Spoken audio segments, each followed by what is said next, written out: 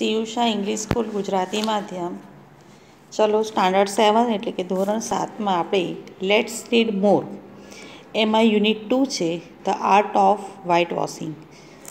વિદ્યાર્થી મિત્રો, હું પાઠનું વાંચન કરીશ અને પછી હું એના ઉચ્ચાર પ્રમાણે સમજૂતી આપીશ.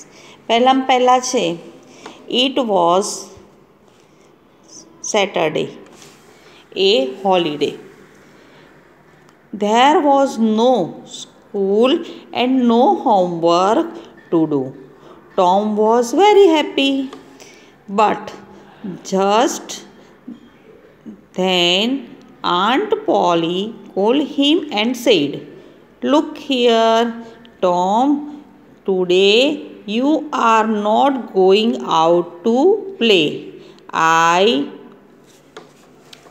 I want you to whitewash this whole fence. Take this bucket to whitewash and this brush and set to work immediately." હવે હું તમને આનું એક વાક્યનું ભાષાંતર કરતી જઉં છું. બધાનું ધ્યાન પાઠ્યપુસ્તકમાં. પહેલું છે it was Saturday, A holiday. એટલે એનો અર્થ શું થયો? શનિવાર અને રજાનો દિવસ હતો. There was no school and no homework to do. શાળાએ જવાનુંય નહોતું અને ગૃહકાર્ય પણ ન હતું. Tom was very happy. Tom શું હતો? ગૃહકાર્ય નહોતું અને સ્કૂલે નહોતું જવાનું, એટલે ટોમ શું હતો?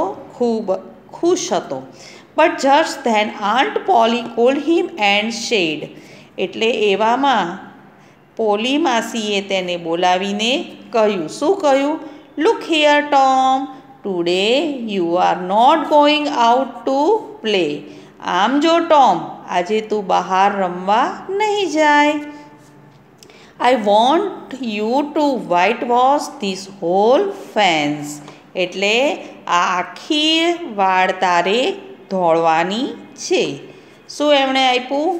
એટલે take this bucket of white wash and this brush and set to work immediately. એટલે કે આ લે ચૂનો, એટલે કે પાણીમાં પલાળેલો કળી ચૂનો, ભરેલી બાલદી અને કૂચડો, અને હમણાં જ તું કામે લાગી જાય. એવું કોણે કીધું? એની માસી આન્ટ પોલીએ. એટલે ટોમે શું કર્યું? જો, Tom looked at the fence and then at the bucket. Such a big fence and such a lot of whitewash. Tom felt very sad. એણે શું કર્યું? ફરીથી વાંચું છું. Tom look at the fence and then at the bucket. ટોમે પહેલાં તો વાડ સામે જોયું અને પછી બાલદી સામે. Such a big fence and a lot of white wash. એટલી મોટી વાડ હતી અને આટલો બધો ચૂનો. Tom felt very sad. એટલે ટોમ તો દુઃખી થઈ ગયો. Suddenly a brilliant idea came to his mind. He took up this brush and started the work silently. એનો અર્થ શું થયો? કે suddenly a brilliant idea came to his mind. એટલે અચાનક જ એના મનમાં એક મજેદાર વિચાર સૂજ્યો. He took up his brush and started the work silently. તેણે કૂચડો પકડ્યો અને શાંતિથી કામે લાગી ગયો. સૂન હી સો બેન coming that way. Ben had a nice red apple in his hand. જો લખ્યું છે ને, સૂન હી સો એ બેન coming that way. Ben had a nice red apple in his hand. Tom's mouth watered, but the continued to whitewash. Soon એટલે શું? Soon he saw Ben coming that way. એટલે થોડી વારમાં તેણે બેનને તે તરફ આવતા જોયો. બેન હેડ એ શું હતું એના હાથમાં? Nice red apple in his hand. બેનના હાથમાં સરસ મજાનું લાલ સફરજન હતું. Tom mouth watered but he continued to white wash. શું બેનના હાથમાં સરસ મજાનું સફરજન હતું? ટોમના મોંમાં પાણી આવ્યું પણ તેણે ધોળવાનું ચાલુ રાખ્યું. Ben wanted to make fun to Tom. He walk up to him and said, hello Tom, what is this? Work even on a holiday? પ્રશ્ન પૂછે છે. શું કીધું બેને? Hello Tom. શું પૂછ્યું? Ben wanted to make fun of Tom. બેને ટોમની હસી ઉડાડવા માગતો હતો. તેણે ટોમ પાસે ગયા અને કહ્યું, અરે ટોમ, આ શું? રજાના દિવસે એટલે દાડે પણ કામ એટલે વર્ક. જો અહીંયા છેલ્લો અક્ષર છે work. Said Tom, what do you call work? Why isn't that work? Ask Ben with a smile. Work said Tom એટલે કે કામ. ટોમ બોલ્યો, શું આ તું શાને કામ કહે છે? પછી આગળ જો, આગળ શું છે? જો હું વાંચું છું, બધાનું ધ્યાન પાઠ્યપુસ્તકમાં રાખજો. Tom returned to his whitewashing and replied, well, maybe it is, maybe it is not. All I know is that all I know it that it delights Tom Sawyer. એટલે ટોમ સોયર. ટોમ ધોળવા માંડ્યો અને કહ્યું, ભલે તે કામ હોય કે ન પણ હોય, હું તો એટલું જ જાણું છું કે ટોમ સોયરને તે આનંદ આપે છે. પછી અહીંયા પહોંચ્યા જો. Tom carefully swept his brush like an artist. Then he stepped back and looked at the paint. He added a touch here and a touch there. Ben watched all this. He was getting more and more interested.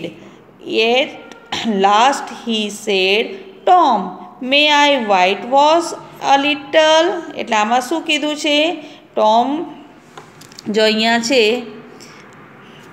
Tom carefully swept brush like શું કહે છે?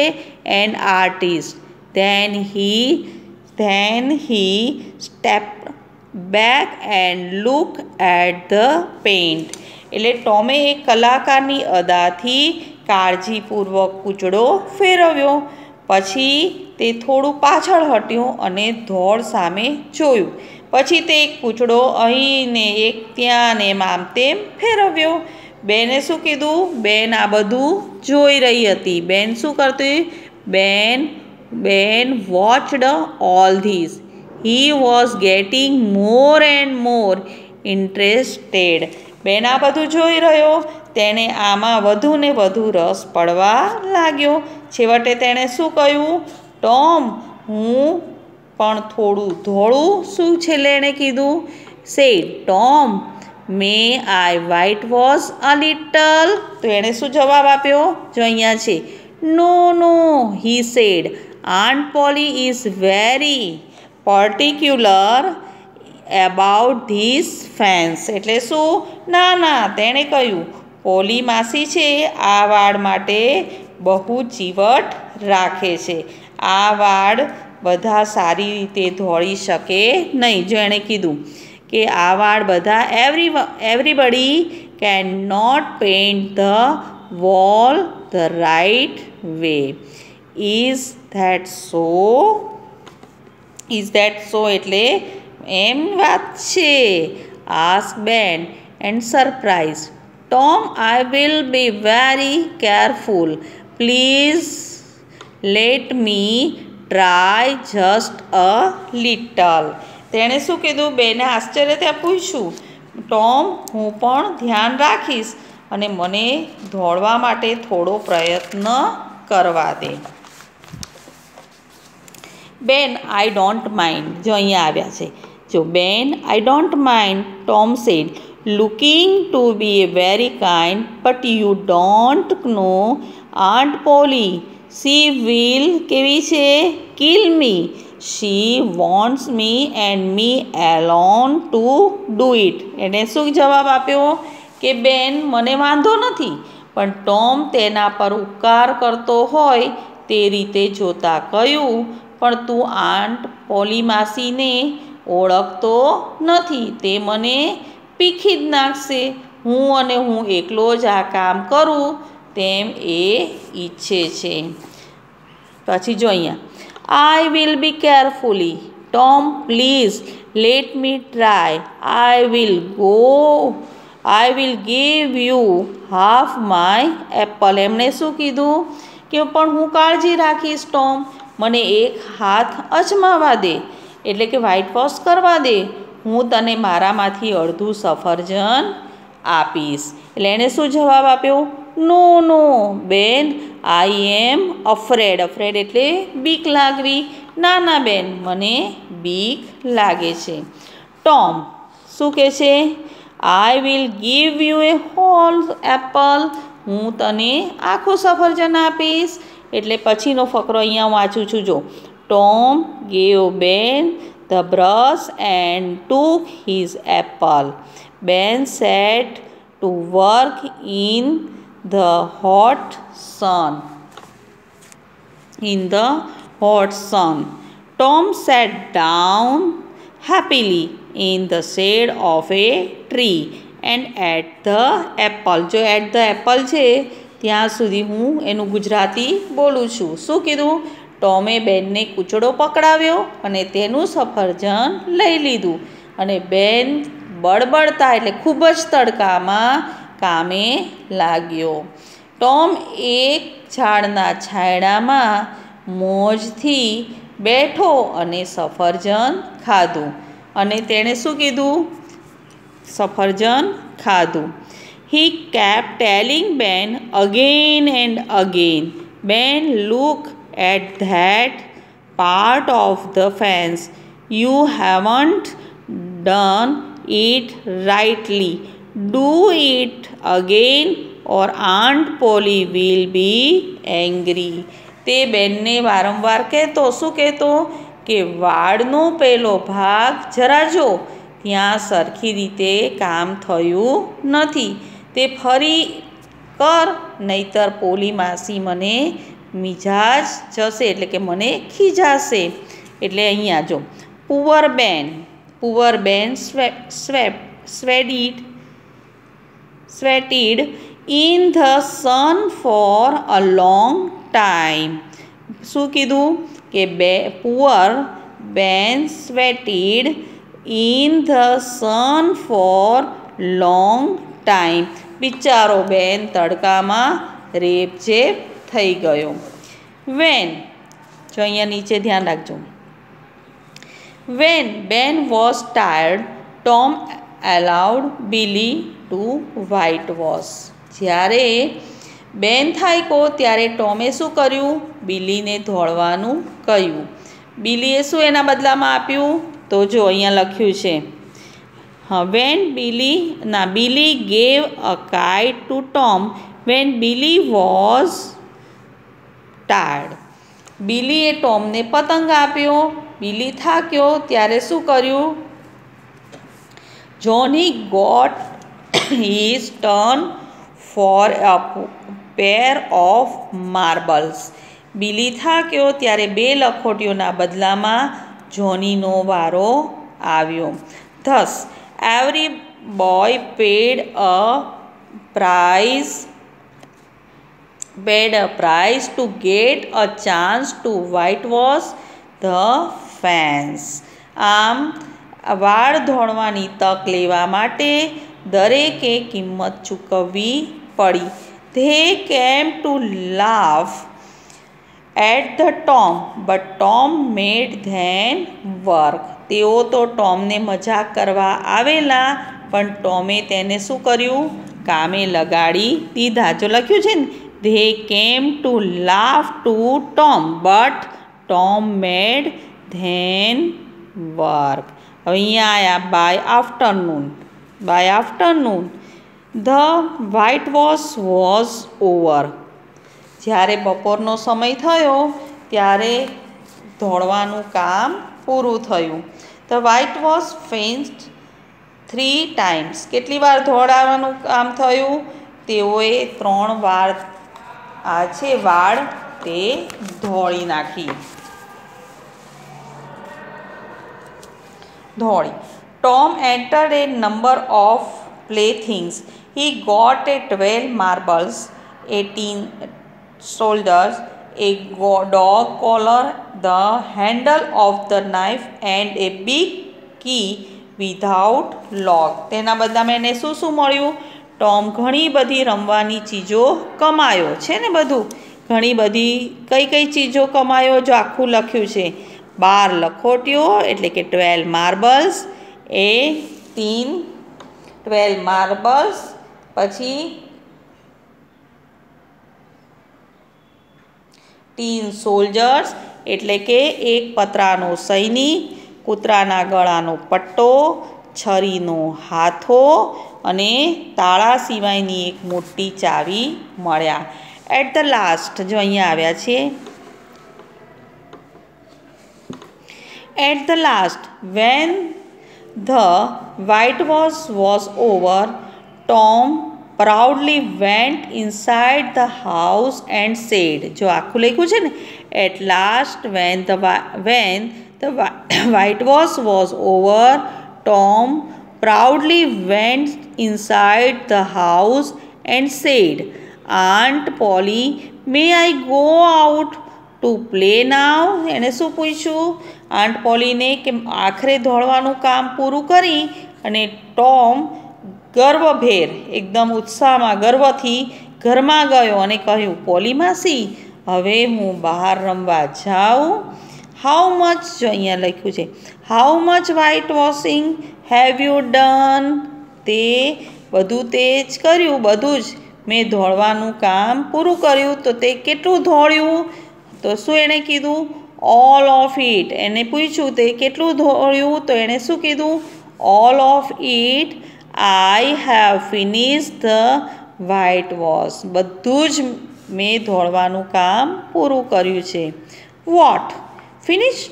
Late me see. તે પૂરું કર્યું છે, મને જોવા દે. Aunt Polly went outside. She was really surprise. જ્યારે આંટ પોલી બહાર આવ્યા, પોલી માસી, તેને ખરેખર આશ્ચર્ય થયું. ધ હોલ ફેન્સ વોઝ, કેવી થઈ હતી? Whole fence was nicely water washed. આખી વાળ સરસ મજાની ધોળાઈ ગઈ હતી. Well Tom, she said, your work is excellent. તેણે શું કીધું? બહુ જ સારું કામ કર્યું હોય તો અમે તમને માર્કમાં કહીએ છીએ ને, excellent number, excellent mark. What Tom? તે બોલી, તે ખૂબ જ સરસ કામ કર્યું છે. નાવ, ક્યાં લખ્યું છે કે તે સરસ મજાનું કામ કર્યું છે. Now you can go and play. હવે તું બહાર જઈને રમી શકે છે. Come back home early. અને પાછો ઘરે વહેલો આવજે. Aunt Polly took out the best apple from the basket and gave it to Tom. અને પોલી માસીએ ટોપલીમાંથી એક સરસમાં સરસ સફરજન લીધું અને ટોમને આપ્યું. આ સાથે યુનિટ 2 છે, the art of white washing, એ અહીંયા પૂરું થાય છે. હું તમને સ્પેલિંગ, ઉચ્ચાર, અર્થની એક્સરસાઇઝની PDF મોકલું છું. એકદમ સરસ મજાનો પાઠ છે. આખો લેસન તમે વાંચજો, એનું ગુજરાતી સમજજો અને મેં મોકલેલી PDF પાકી નોટમાં લખજો. Thank you very much.